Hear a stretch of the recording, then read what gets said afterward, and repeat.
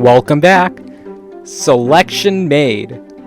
Former President Donald Trump has selected Ohio Senator J.D. Vance to be his running mate in this year's election. We'll talk about who he is, what he brings to the table, and what a Vice President J.D. Vance would do in the White House. Plus, the first two nights of the Republican National Convention have been fascinating to watch. As the party begins to coalesce around Donald Trump and his vision of unity for the Republican Party, we'll talk about some of the notable speeches and moments of the evening, as well as some more interesting spats on the convention floor. We'll be talking about those stories and more today, July 17th, 2024. From Ishan Media, this is the Ishan S. Show. With me, your host, Ishan.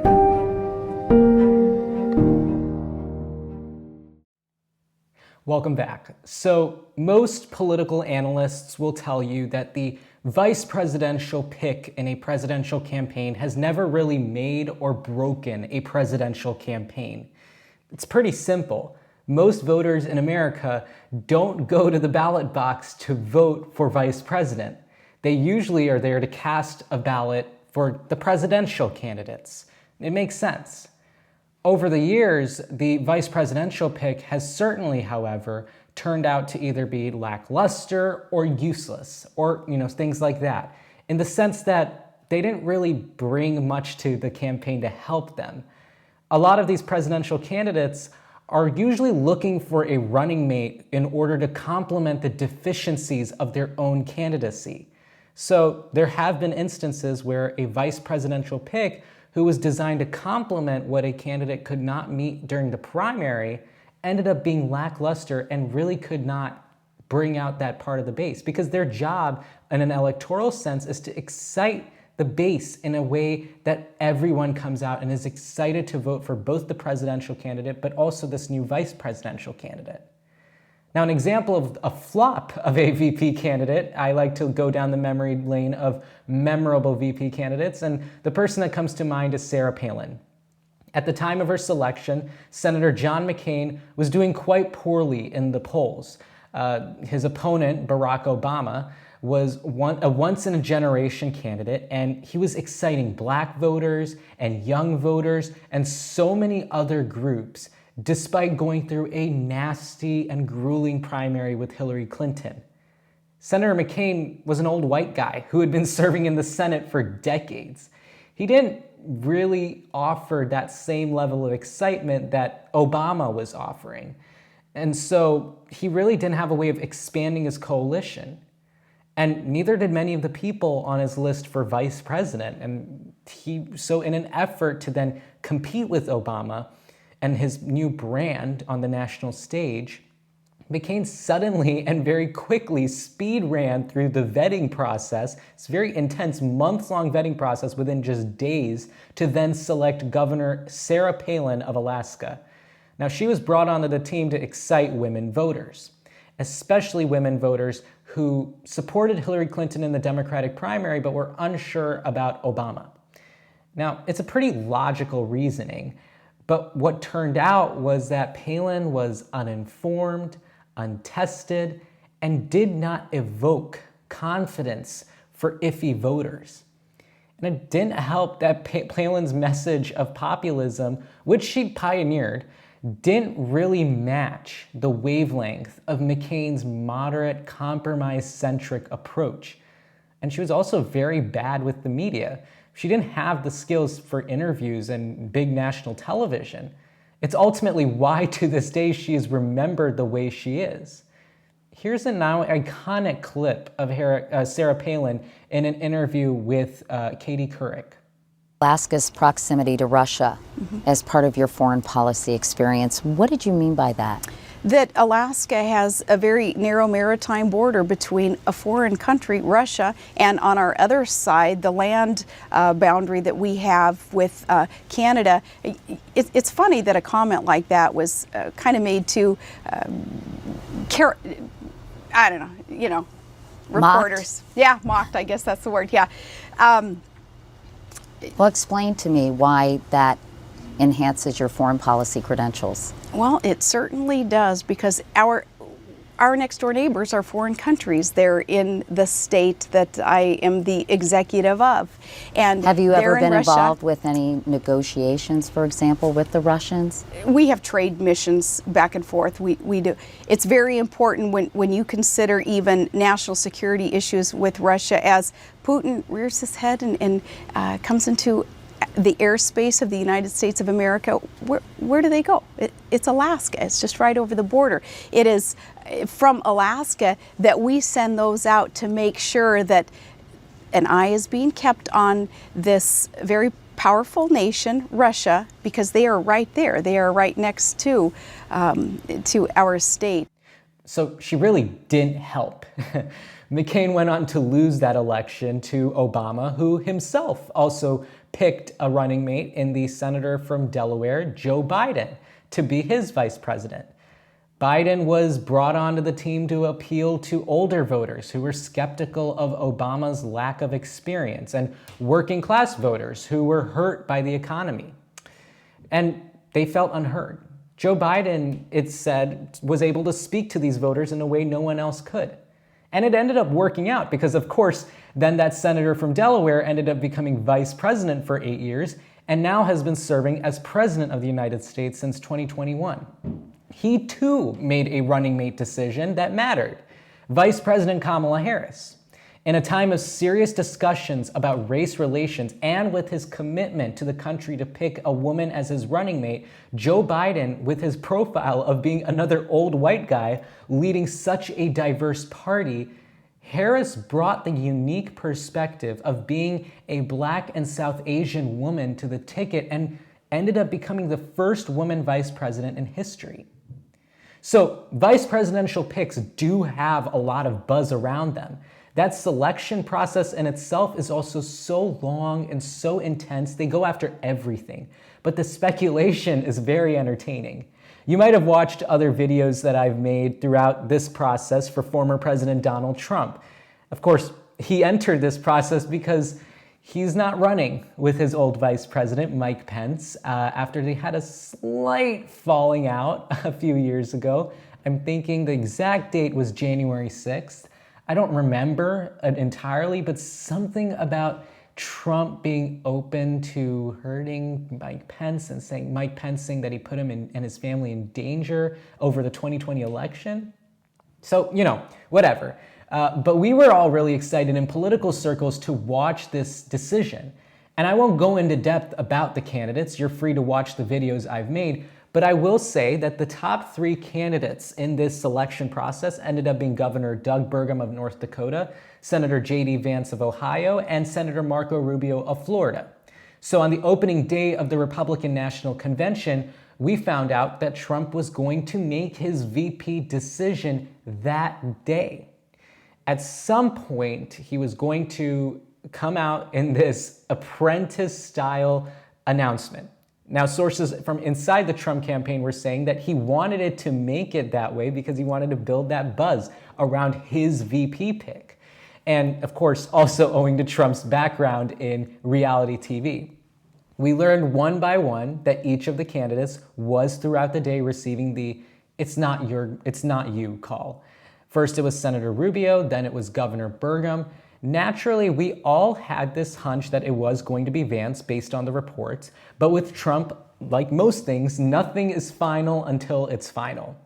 So then he did make his choice in the afternoon later with his preferred medium, Truth Social, writing, quote, "As Vice President, J.D. will continue to fight for our Constitution and stand with our troops and will do everything he can to help make America great again." So, as you can tell from the tweet, from the truth, it ended up being J.D. Vance.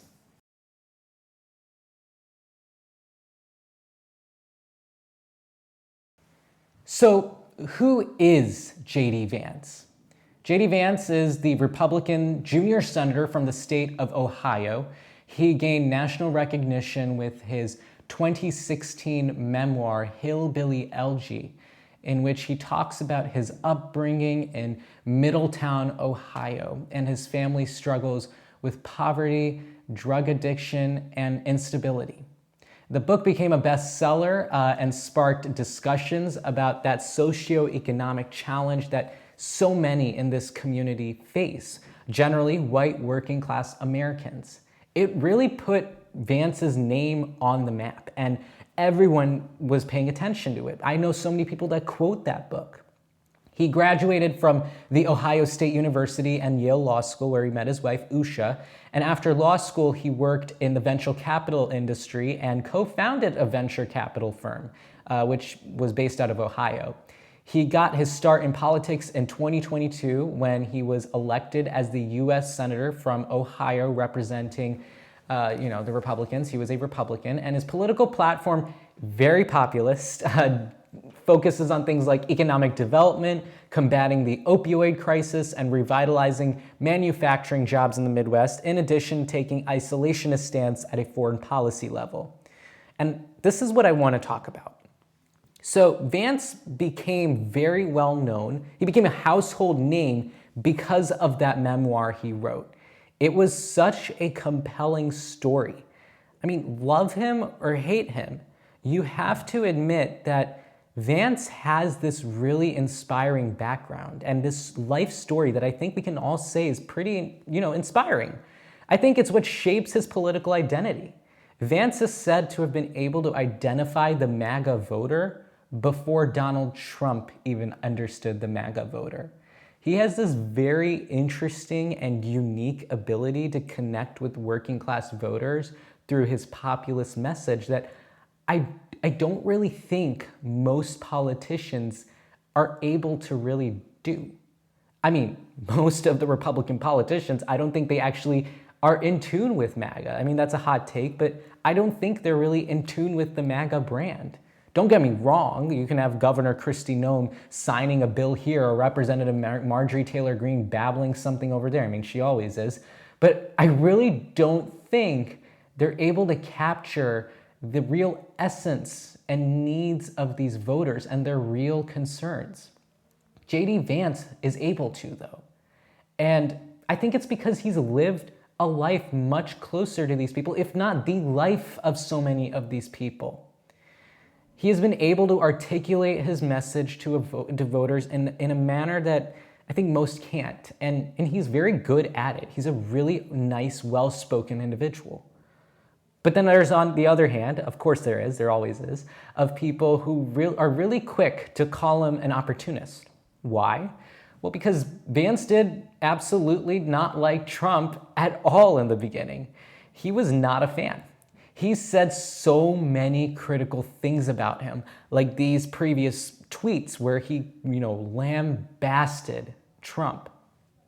Here's even an MSNBC montage of J.D. Vance criticizing Trump. I'm a never Trump guy. I never liked him. It makes you think that at a fundamental level, this is sort of a he said, she said, right? And at the end of the day, do you believe Donald Trump, who always tells the truth? Just kidding. Or do you believe that woman on that tape? No, I cannot stand Trump because I think he's a fraud. Well, I think he's a total fraud that is exploiting these people, who is a total fraud. Like you said, I agree with you on Trump because I don't think that he's the person. I don't think he actually cares about folks. There is definitely an element of Donald Trump support that has its basis in racism or xenophobia. I think. Now, of course, that doesn't make J.D. Vance unique. A lot of Republicans weren't for Trump. But the thing that makes J.D. unique is that he didn't like him for a while. Then he ran for Senate. And then he had a huge shift in tone. And then suddenly liked him. It's also an argument worth making that this is some form of opportunism. But Vance, for his part, has attributed his criticism of Trump to not liking the guy at first and then being wrong. I mean, people were quick to point to Kamala Harris when she attacked Joe Biden, if we all remember that debate 5 years ago. But the thing about JD is that while Kamala Harris did that once, JD did it for a while. But at the end of the day, what does this pick mean? Well, look, at the top I told you examples of VP picks and why they were made. As you can tell, it's usually to excite the voter base and unite the party. You want to have a strong team going into the game as opposed to a chaotic team and fractured team that just can't coordinate. This time, though, it's different. If Trump was playing the election game, the electoral politics game, he wouldn't have picked someone as right-wing as J.D. Vance to be his running mate. Trump perfectly satisfies that himself. He would definitely consider moderates in the party or members of the old Republican Party. But he wasn't. Even in 2016, Trump was actually making that electoral politics game. He picked evangelical favorite Mike Pence to excite that part of the base and come out to vote for him. So, like I said, Trump would have gone with the old Republican Party pick. But now, Trump knows that he owns the Republican Party. They're called the old guard for a reason. He doesn't have to make any of the factions in the GOP happy. Any unhappy faction in the GOP is a small and lonely minority. So, in my view, this selection of J.D. Vance, who is 39 years old, by the way, is a step into the next generation of MAGA. This is a legacy pick. Trump knows that he won't be at the helm of this party forever. One day he will retire. So this pick in J.D. Vance is meant to tell the country that he intends on keeping the Republican Party the party of MAGA long after he's gone. And let's admit it, he created a movement in this party that now encapsulates the GOP, which is impressive. Vance is all but certainly the front runner for the Republican nomination in 2028, whether they win or not. And he really earned it. How? By playing the game most Republican politicians have played for the last 8 years, hating Trump and then somehow appealing to him. So that was a look at J.D. Vance's selection as VP. After this very quick message, we'll talk about the Republican convention days 1 and 2. All right, so the RNC has been pretty lively, I will say. I love party conventions. That's the political nerd in me. But really, they're so much fun to watch. And that's because they're fun, they're exciting, they're energetic, and you see all the most important people in that party's politics all on the same floor doing the same thing. It's something else. So after the tragic attempted assassination on President Trump's life this past weekend, the convention was supposed to take a more notable shift in tone. It was supposed to be a little less red meat divisive. It was supposed to be a little less, engaging with the MAGA base and more about uniting. The speeches, including those from people like Senator Tim Scott or Representative Elise Stefanik, were kind of aimed at evoking that sense of unity, welcome more. But the RNC's decision to put people like Marjorie Taylor Greene and Carrie Lake as the opening speeches on nights 1 and 2, respectively, well, let's just say they weren't quite the examples of unity that I think we had in mind. Out.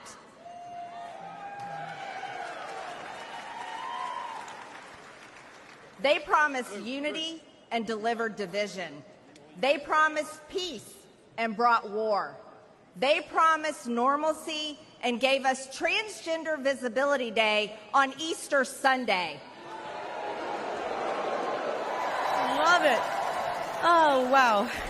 This room, America, I wish you were in this room with us. This is electric. Hello, America. Welcome, everybody who's watching at home, and welcome everybody in this great arena tonight. We love you all. Actually, wait a minute. I don't mean that. I don't welcome everybody in this meeting, in this room. The guys up in the fake news, frankly...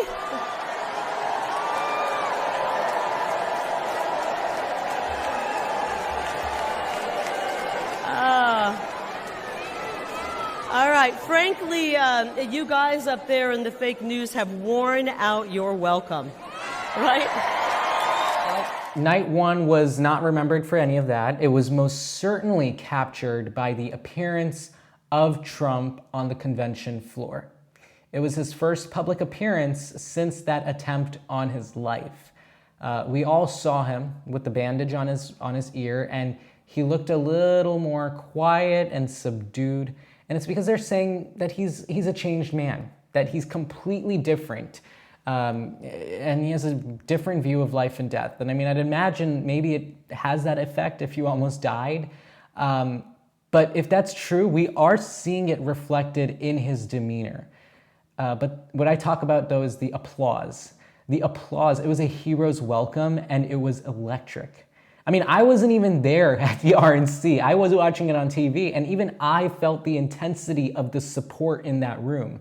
And then that's juxtaposed to the struggles in the Democratic Party, which we'll get to in another episode. This conveyed unity in the Republican Party, and it showed that they were a strong team going in. And they've been saying, pundits have been saying, this is the Republican Party that's not been united like this in a long time. But for night 2, we also had all of House leadership speak. They're the ones on the front lines this year. They're the ones campaigning a lot to keep that majority, or actually, keep that majority, but expand on their 1-seat majority. But really what I was there to watch on night 2 of the RNC were the speeches by Trump's former primary rivals, Nikki Haley and Ron DeSantis. We haven't talked about them much in a while, huh? So despite the fact that they never really had a chance or any support to ever rival Trump, the support they had represented a lapse in support for the former president within his party, within that base that's supposed to come out and that he's supposed to be able to rely on in the election. And these are people who didn't want to vote for Biden, but really couldn't bring themselves to also supporting President Trump either. So those speeches by Nikki Haley and Ron DeSantis are the ones that went back to back that most were watching. So here is some of that. I'll start by making one thing perfectly clear. Donald Trump has my strong endorsement, period.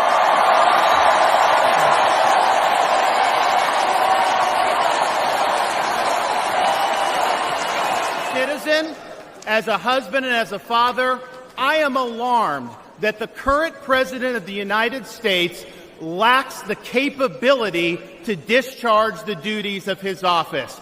Our enemies do not confine their designs to between 10 a.m. and 4 p.m. We need a commander-in-chief who can lead 24 hours a day and 7 days a week. America cannot afford 4 more years of a weekend at Bernie's presidency. One of the two, I think Nikki Haley's was definitely the more important speech because she was actually gaining support from independent and swing voters. That was the more alarming part, specifically suburban voters, who are going to matter a lot in this election. She was even winning as a zombie candidate, like how she won some 100,000 votes in Pennsylvania, despite having dropped out for months before that. The appeal she was trying to make, or that she was asked to make, which she was asked just this Saturday, really, was to come back and unite for Trump in the Republican Party. Effectively, she was, kissing the ring. But I've always maintained that Nikki Haley's a smart politician and she knows exactly what she's doing. I think she wants a role in a future Trump administration. Pretty simple. I mean, he's already said that he'd be open to picking her onto the team, so I don't see why she wouldn't make a play for it. She talked about her foreign policy chops and praised every single thing that Trump did on national security, despite, criticizing him on the campaign trail a lot. For example, saying that he would let Ukraine lose against Russia. But party unity, they said. I think it's more of a move for Secretary of State, or maybe that same job as UN ambassador, who knows. But Ron DeSantis, I think he has effectively tanked his career in Republican politics. I think the decision to run against Trump with any hopes of doing anything good in that MAGA lane was a stupid decision. And now he's paying the price for it.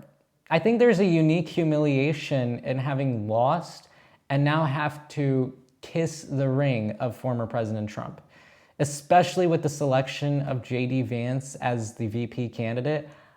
I don't know what Ron DeSantis' future looks like, since Trump effectively leapfrogged over him as the standard bearer for the next election in 2028. So tonight, depending on when this episode comes out, Vance will have spoken at the convention, so that's exciting. And then, of course, Trump's very hyped up speech will be tomorrow.